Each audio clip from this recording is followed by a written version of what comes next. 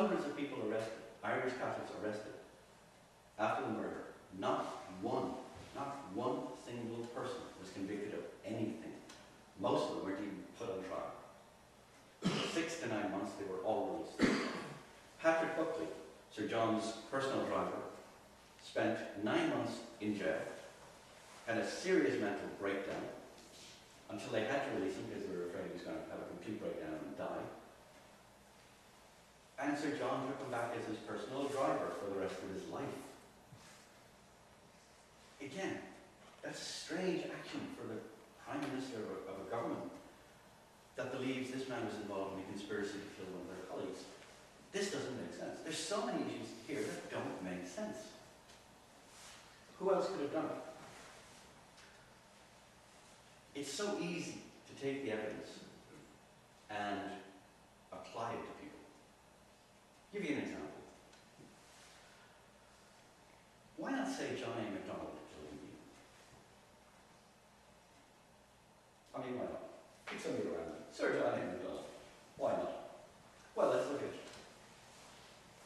So John, I can prove. Now let's take it like a court case. I have evidence that will show, that's what the newspaper said over here, right? I have evidence that will show, I mean, I have evidence that will show that John A. MacDonald and Thomas Darcy McGee conspired together to organize an invasion of New Brunswick by the Fenians. Now I told you, they arrived there, right? 1865? 1865, a group of Fenians arrived at the border of New Brunswick, threatening to invade to save New Brunswick from Confederation 2 weeks before the people of New Brunswick were to vote on the issue of Confederation. Now, of course, the presence of the Fenians immediately meant that they've all voted for Confederation because they're not disloyal. The interesting thing is, remember I talked about the split in the Fenians? And one group who wanted to invade Ireland, the other wanted to invade Canada. The people who landed up in New Brunswick are the ones who wanted to invade Ireland. They're the wrong Fenians.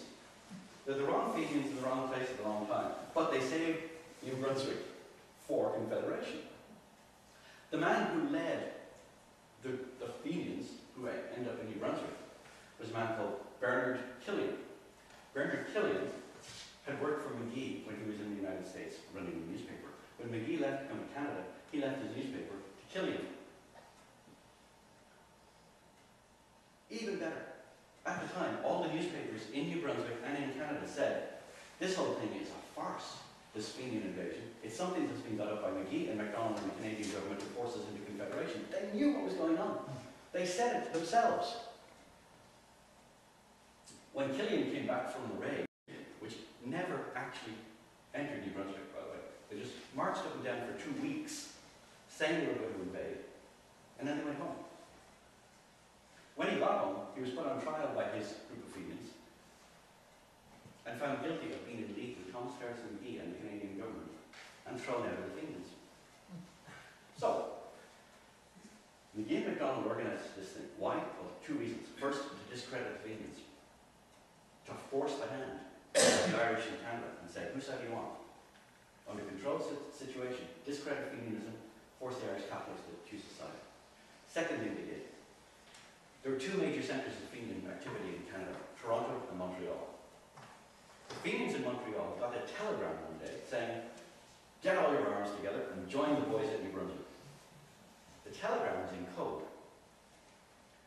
but it was signed with a letter. The letter, when you translate the code, is K, as in Killian. And sure enough, the boys all got their arms together. 15 of them got on the train and headed off to join up with the people in New Brunswick. On the way, it was to stop in Montreal. The guys there would have got on the train. They would have gone off. Lo and behold, no more Fenians in Toronto and Montreal. They would have shown their hand in a farcical invasion, and the Canadian government would have neutralized Fenians in Canada, forced Confederation through New Brunswick, and discredited Fenianism generally. The only thing that went wrong was that the word didn't get through to the right people. So the mayor of Cornwall had been informed by the railway company that there were all these guys on the train armed, heading for New Brunswick. So when the train got to Cornwall, he stopped it and arrested them. So the train never got to Montreal.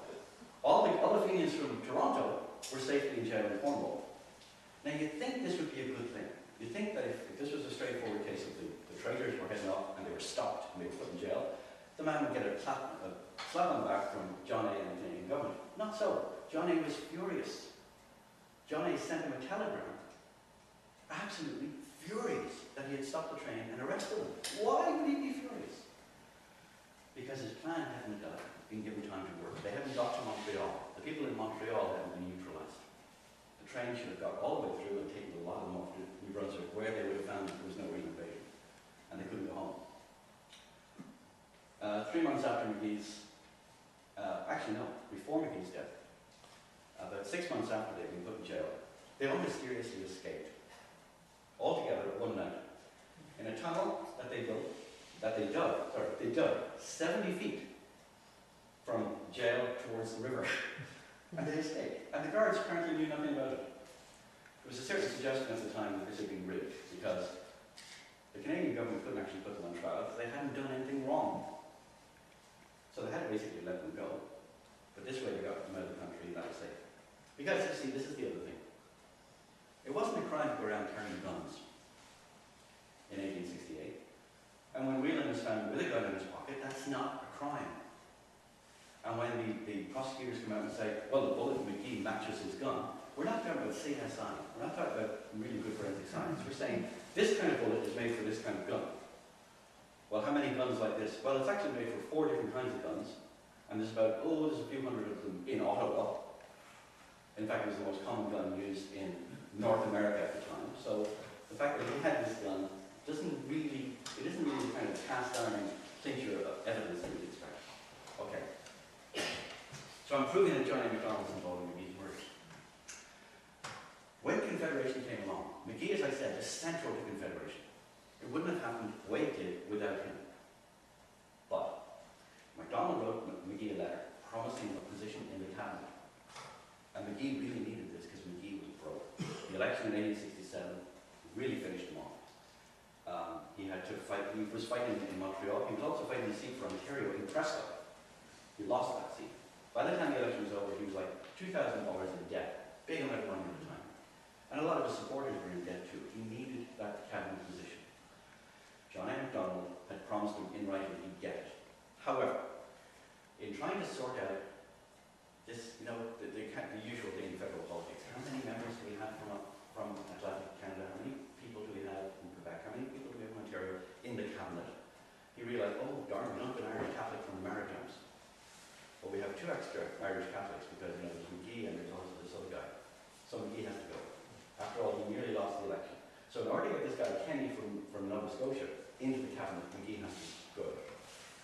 MacDonald put pressure on McGee, promised him a patronage position, and McGee handed over a letter promising him the cabinet seat. He was bitterly disappointed. He was really disappointed. And it's really sad in the last months of his life to read the letters he's writing to MacDonald. Basically begging for money to pay his election expenses, begging him to push through this job because he really needs the money. Oh, and a PSA, oh, by the way, congratulations on your knighthood. MacDonald was the only one who got one. If you're an MP, you weren't paid, right? No, you weren't paid. No, MPs weren't paid at all. But he needed a job. The cabinet, they got money, but the MPs didn't. So, by 1868, McGee is really ill. He almost died. He's broke. He's not in the government. He has no income. And he's worn out. He's facing death threats. The man he's given everything, and he's got nothing. So he's decided, if he can't get the patronage position, the patent office, he's going to go back to writing. He's going to start a newspaper. He's going to go back to being a journalist. It's easy to imagine someone like John A. MacDonald thinking, oh, alarm bells. This guy knows too much. This guy's been involved with so much of what MacDonald's been doing. He knows where all the skeletons are buried. He knows everything that's gone on. And he's going to run a newspaper. Now, he and MacDonald